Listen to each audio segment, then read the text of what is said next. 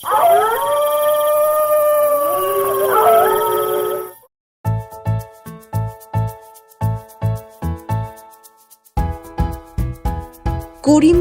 গরিব চাষি ভুবনের একটা পোষা মুরগি ছিল। সেই মুরগির ডিম হাটে বেচে ভুবনের সংসার চলত। সে মুরগিটাকে তার ঘরের সামনে বেড়ার মধ্যে রাখত।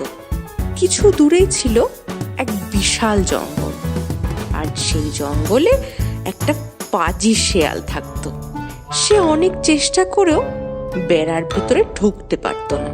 তাই সে বিশেষ মতলবে ভুবনের মুরগির সাথে বেশ বন্ধুত্ব পাতিয়ে ফেলেছিল।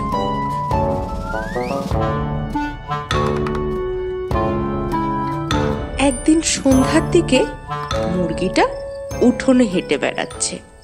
এমন সময় শেয়াল এসে বলল, কি হ্যাঁ মুরগি বন্ধু, কি করছো? খাওয়া দাওয়া হলো? আরে শেয়াল ভাই যে, এই সন্ধ্যের দিকে একটু হাঁটাহাঁটি করছি আর কি। তুমি এদিকে কি করতে? আর সত্যি কথা কি বলবো তোমায়, এই যে বড় জঙ্গলে আমি থাকি, একটা মনের মতো বন্ধু নেই আমার, জানো। তাই তো তোমার সাথে একটু গল্প করব বলে চলে আসি।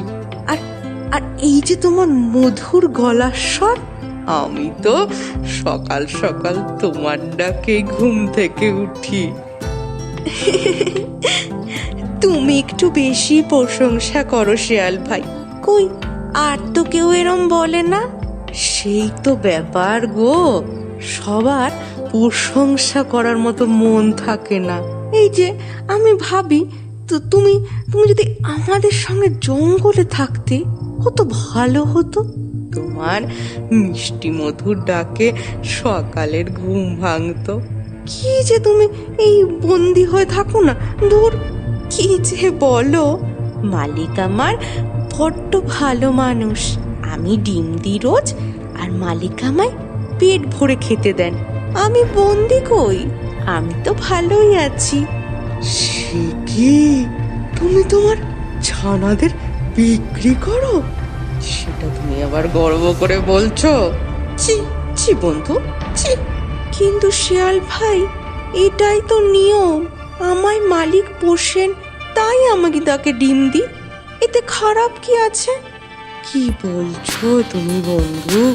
তুমি একজন মা, মা হয়ে নিজের সন্তানদেরকে বেঁচে দিচ্ছ, আবার বলছো কি ভুলেতে? কই আমাদের জঙ্গলে তো এরম হয় না কখনো। আমরা নিজেদের মতো স্বাধীন হয়ে বাঁচি। তুমিও চলো, মহা আনন্দে থাকবে আমাদের সাথে।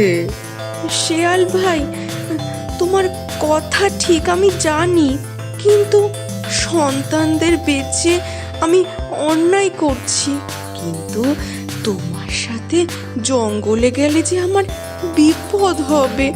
সবাইকে ওখানে তোমার মতো ভালো বলো, যদি আমায় মেরে ফেলে। দুঃখ দিলে বন্ধু, তোমার এই শিয়াল বন্ধু থাকতে অন্য কেউ তোমায় খাবে? মানে মানে আমি তোমায় রক্ষা করব। তুমি তুমি বেরিয়ে এসো, এই বেড়ার ফাঁক দিয়ে বেরিয়ে এসো। চলো আমার সাথে জঙ্গলে, তারপর দেখবে জীবন কাকে বলে। এই শুনে মুরগি বেড়ার ফাঁক দিয়ে বেরিয়ে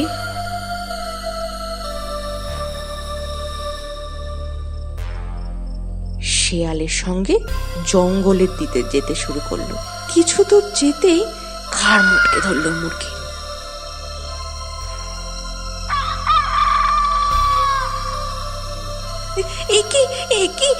শিয়াল ভাই, তুমি কি করছো? অনেক বোকা দেখেছি, তোমার মতো বোকা দেখিনি এর পরের জন্মে। কারণ মিষ্টি কথাতে বিশ্বাস করো না। বলে শিয়াল মুরগিটাকে সাবার করে ফেললো, আর মুরগিও নিজের বোকামির শাস্তি পেল। গল্পটা ভালো লাগলে লাইক করুন, কমেন্ট করে জানান কেমন লাগলো, শেয়ার করুন নিজেদের বন্ধু বান্ধব আর রিলেটিভদের সঙ্গে, আর অবশ্যই আমাদের চ্যানেলকে সাবস্ক্রাইব করে দিন।